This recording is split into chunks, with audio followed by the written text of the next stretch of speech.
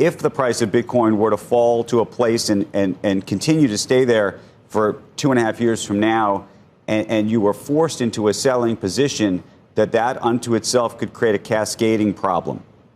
Andrew, if Bitcoin falls 90% for the next 4 years, we'll refinance the debt. Refinance where, Michael? We'll just roll it forward.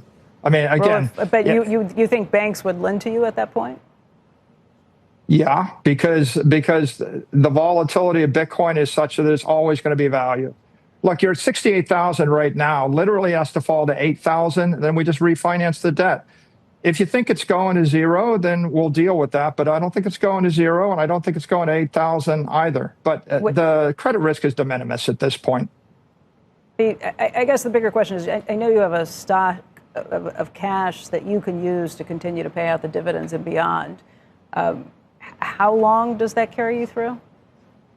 2.5 years, Becky. I thought you had some. We've got 2.5 years of cash. We wouldn't have to raise any money. We raised $4 billion this year so far. We raised $25 billion last year. There isn't credit risk to the company. CNBC asked Michael Saylor a direct question. What happens if Bitcoin collapses and strategy is forced to sell? That's the nightmare scenario critics love to imagine, and Saylor's answer was simple. If Bitcoin drops 90% and stays at $8,000 for 4 years, they'll refinance the debt. Roll it forward. That response triggered a lot of people. Because refinancing sounds like weakness, it sounds like a Ponzi scheme, but here's the thing. Refinancing is not unusual, it's normal. Real estate investors refinance constantly. That's why your buildings in cities are so high. Corporations roll bonds every year. Governments never pay down debt, they roll it forever. Why do you think the US is in over $38 trillion in debt? They just pay down the interest and keep building up the debt. No one panics when a property investor refinances a mortgage. If someone buys a £300,000 rental property with a 5-year fixed mortgage, that mortgage doesn't last forever. After 5 years, the fixed rate ends. The landlord either pays the house off completely or more commonly refinances it into a new mortgage. That doesn't mean the property failed. It doesn't mean the investment collapsed. It just means the loan term ended. The house might still be worth £300,000 or more. The tenant is still paying rent. The asset still exists. The loan expiring doesn't equal the asset dying. It just means the financing structure resets. That's what refinancing is, replacing old debt with new debt because the underlying asset, which is the house, is long-term. A house can last more than 50 years. A fixed-rate mortgage only really lasts 5 years. So naturally, the financing gets rolled multiple times over the life of the house. That's normal. Same with corporations. When a large company issues a 7-year bond and that bond matures, they don't usually liquidate their factories to pay it off. They issue a new bond and roll the debt forward. That's standard capital markets behavior. Apple does it, Exxon does it, Oracle does it. Let's take Apple for example. Apple began issuing large amounts of debt in 2013 despite having massive cash reserves. Why? To fund buybacks and avoid taxes. In 2023, Apple issued over $5 billion in new bonds with maturities stretching out to 2053. Did anyone panic? No. Apple already had older bonds maturing in the mid-2000s. Instead of draining cash to wipe everything out, they issued new long-term debt and rolled part of the capital structure forward. Apple has been doing this since 2013, issuing bonds, letting some mature, issuing new ones again. Even while sitting on massive cash reserves, no one says Apple must be in trouble. It's normal, it's how long-duration assets are financed. So why is it suddenly reckless when Strategy says they'll roll convertible debt? Strategy doesn't have high net leverage. In fact, their leverage ratio is lower than many investment-grade companies. Apple's debt to assets is 24%. AT&T sits near 35%. Boeing is over 27%. Oracle is 58%. Netflix 24%. What's Strategy's debt to asset ratio? 11%. Plus, they have $2.2 billion of cash reserves, which can cover 2 years of dividends and debts. And most importantly, their debt is long dated. We're not talking about short-term margin loans. It doesn't mature next month or next quarter.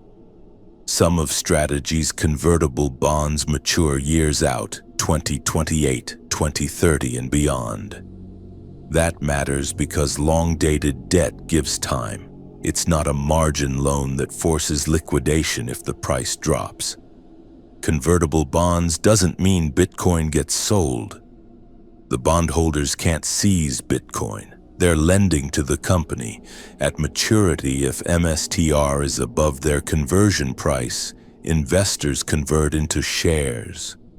They receive shares of MSTR and can sell those shares in the market if they want their money back. Now, if the stock price is below the conversion price, they don't convert. The company either repays in cash or refinances, which is what Saylor mentioned in the interview. Who buys these convertible notes? They're bought by institutions that want volatility exposure.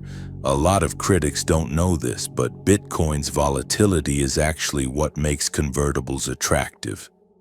Convertible buyers want upside participation and downside protection.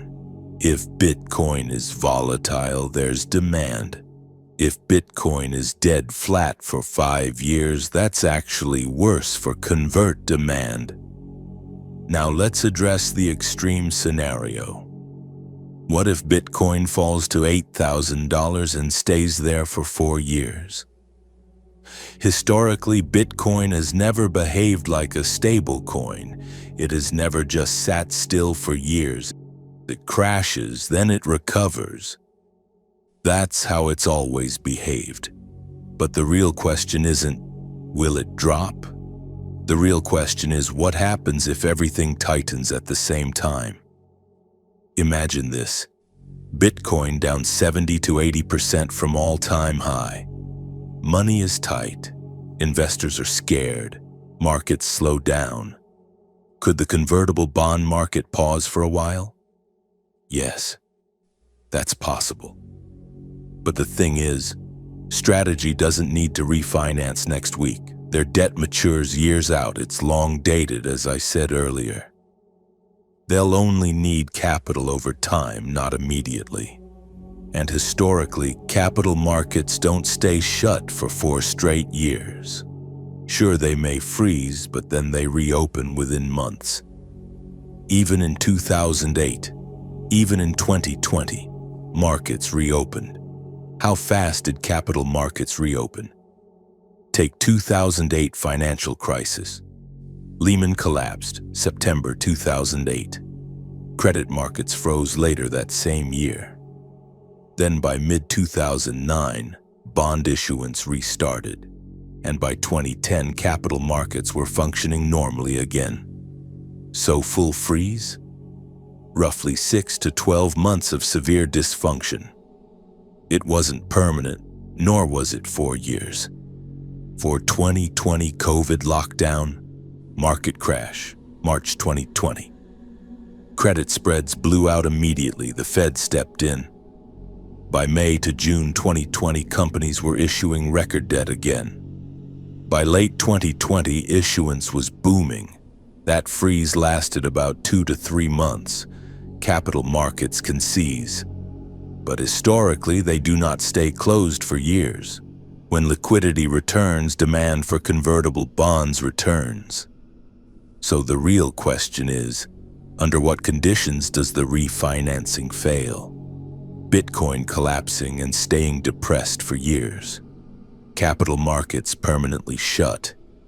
There's no volatility, no liquidity, and no institutional appetite for equity-linked exposure. That's not impossible. But as proven from 2008 crisis and 2020 shutdown, it's unrealistic for the financial markets to stay shut forever. Saylor isn't betting Bitcoin never falls. He's betting that over multi-year cycles, volatility and liquidity persist. That's why he said they'll roll the debt forward if Bitcoin stays $8,000 for 4 years. And whether you agree with him or not, at least debate the structure properly, not the headlines. Because refinancing isn't weakness, it's how capital structures survive volatility. If you made it to the end of this video, type Bitcoin in the comments to show you're awake. And don't forget to subscribe to stay part of the revolution.